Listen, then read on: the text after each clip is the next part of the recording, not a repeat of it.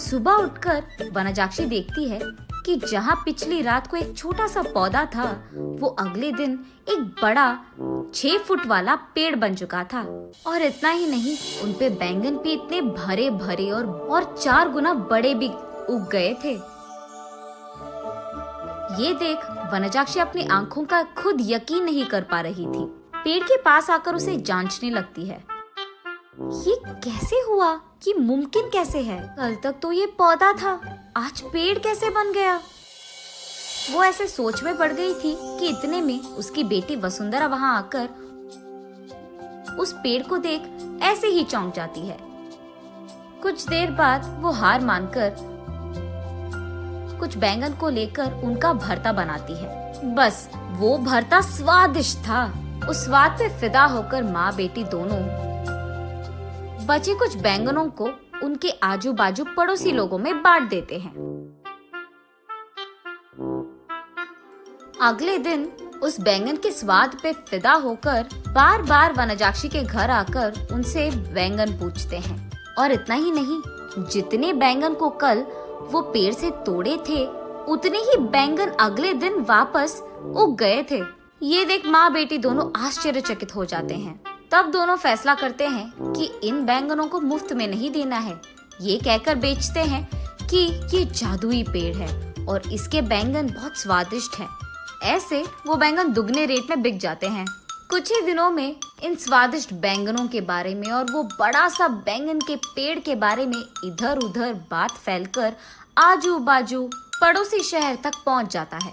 इसलिए हर रोज सुबह शुरू होते ही पेड़ में भर के बैंगन उगते थे और उनके लिए लोगों की लाइन लग जाती थी सुबह सुबह, और वो भी वनजाक्षी के घर के बाहर। वनजाक्षी का पैसों का डिब्बा हर रोज पैसों से भर जाता था और ये बहुत साधारण सी चीज होती थी।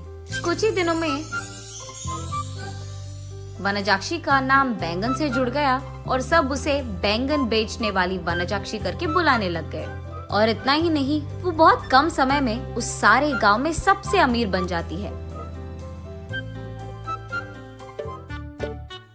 बड़ी सी बंगला बनवाती है और उस बैंगन के पेड़ के चारों ओर बाड़ लगवा देती है और उस पेड़ के पास एक सिक्योरिटी गार्ड को भी रख लेती है। एक दिन वसुंधरा वनजाक्षी के पास जाकर ऐसे कहती है, माँ, रातों रात एक छोटा सा पौधा इतना बड़ा पेड़ कैसे बन गया? और ऊपर से अगर सारे के सारे बैंगन हमने तोड़ दिया तो भी अगले दिन उनके जगह में उतने ही भर के बैंगन उग जाते हैं। ये कैसे मुमकिन है? अरे हाँ, मैं भी इस चीज के बारे में सोचना भूल गई। चलो, जो भी हुआ उनसे हमारा अच्छा ही तो हुआ। अब तो मुझे तुम्हारी शादी की भी कोई फिक्र नहीं है बेटा, ऐसे कहती है। और ठीक तभी वनजाक्षी को एक बात याद आती है। उस समय में जब भी वनजाक्षी के लिए रिश्ते लाते थे तो कुछ भी सेट नहीं होता था। अगर वसुंधरा को लड़का पसंद आ गया तो लड़के वालों को इनका दहेज नहीं पसंद आता था, और अगर लड़के ने वसुंधरा को पसंद कर लिया तो वसुंधरा को वो लड़का पसंद नहीं आता था। ऐसे बहुत सारे रिश्ते देख देख कर वनजाक्षी थक कर ये सोचने लगती है कि शायद उसकी बेटी के कुंडली में कोई दोष है, इसीलिए वो बहुत सारे पूजा पाठ करवाती रहती थी। ऐसे ही एक दिन वो मंदिर में पूजा करवा के घर लौटती रहती है। तब रास्ते में उसे एक बैंगन का टुकड़ा नजर आता है। उसे लेकर वो अपने घर के सामने रख देती है। और कुछ दिन बाद उस जगह में एक छोटा सा पौधा उग गया था। मंदिर जाने से पहले उन बैंगनों को देख वनजाक्षी सोचती है, घर आने के बाद ना इन बैंगनों का एक बहुत अच्छा भरता बनाना है मुझे। यही सोचते हुए वो मंदिर चलती रहती है। रास्ते में वो ऐसे सोचती है, अगर कोई वो बैंगन को लेके गया तो? वो फैसला करती है कि जल्दी जल्दी वो मंदिर जाकर भगवान की प्रार्थना करके बाहर आ जाएगी।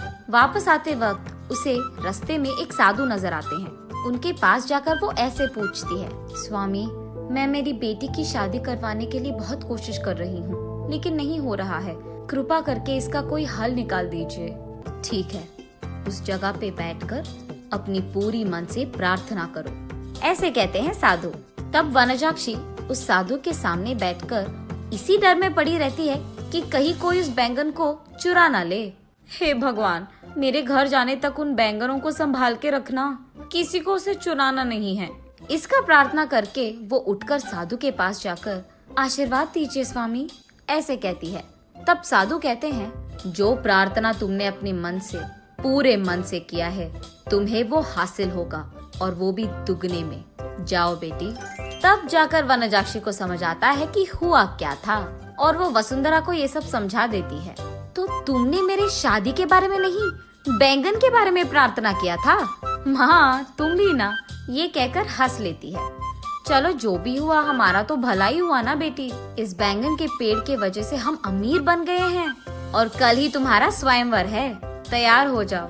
ये कहकर आजू बाजू पड़ोस के सारे गांव में डंडोरा पिटवाती है कि उससे भी अमीर लोग उसकी बेटी से शादी करने के लिए स्वयंवर आ जाए। तब तक बैंगन बेचने वाली वनजाक्षी तो बहुत प्रसिद्ध थी, और उस घर के जादुई बैंगन का पेड़ भी। इसीलिए उससे रिश्ता पक्का करने के लिए बहुत सारे अमीर लोग लाइन में लग गए थे। उनमें से अमीर और अच्छा दिखने वाले एक आदमी से वनजाक्षी अपनी बेटी वसुंधरा की शादी करवा लेती है। कुछ दिन बाद जब उसके सारी जिम्मेदारियां खत्म हो गई थी, वनजाक्षी उस बैंगन के पेड़ के पास बैठकर ऐसे सोचने लगती है, उस दिन मुझे इस बैंगन के बारे में काश कुछ सोने का ख्याल आया होता। बैंगन के बदले में सोना दुगने में मिल जाता था, तब मैं और अमीर बन जाती थी। हाँ।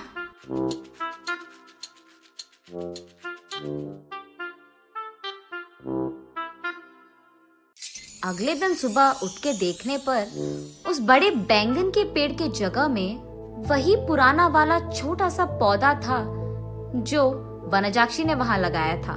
तब वनजाक्षी को पूरी बात समझ में आती है। आशा करना तो अच्छा ही है, लेकिन लालच करोगे तो निराशा ही मिलेगी।